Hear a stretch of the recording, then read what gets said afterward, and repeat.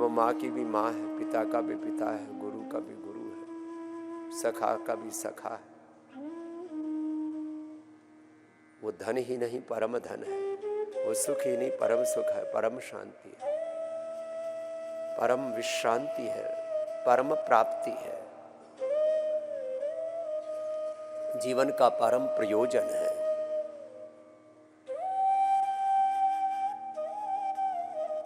Ultimate purpose, ultimate destination, ultimate utilization, ultimate goal of our life is Omkar ब्रह्म।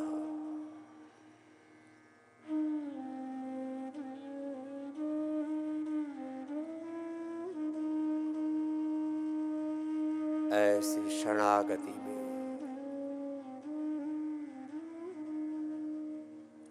सर्वधर्मान परित्यज्य मामेकं शरणं व्रज मन मना भवद्भक्तो मय्येव मनाधत्स्व मयि बुद्धिं निवेश।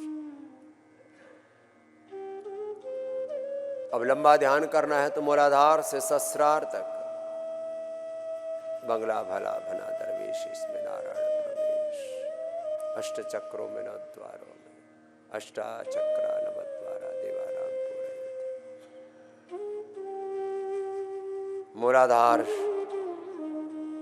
शक्ति का केंद्र है, सशक्तिकरण, शुद्धिकरण का केंद्र है स्वाधिष्ठान, दैहिक पोषण का केंद्र है मणिपुर, भावनात्मक पोषण का केंद्र है हृदय चक्र, संयम का केंद्र है विशुद्धि चक्र, सर्दी गर्मी भूख प्यास सब कुछ में संयम, कंठकोपेक्षित पिपासा निवृत्ति।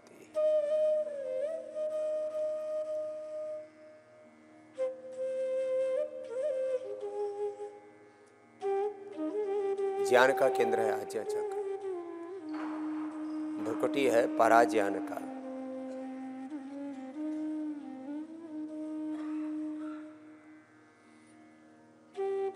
और ब्रह्मरंध्र है ब्रह्म का केंद्र। यतो वायुमानि भूतानि जायन्ते येन जातानि जीवन्ते यत्प्रयन्ते विसंविशन्ति तद्विचित्स्यासस्व तद्ब्रह्म।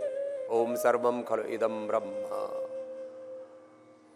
ब्रह्मेदम अमृतम पुरस्साद। ऐसे ब्रह्म के साथ एकाकार होकर के अष्ट चक्रों में ध्यान, जिसको जो रोग विकार है उससे मुक्त होने का संकल्प, उस पर विजय का संकल्प।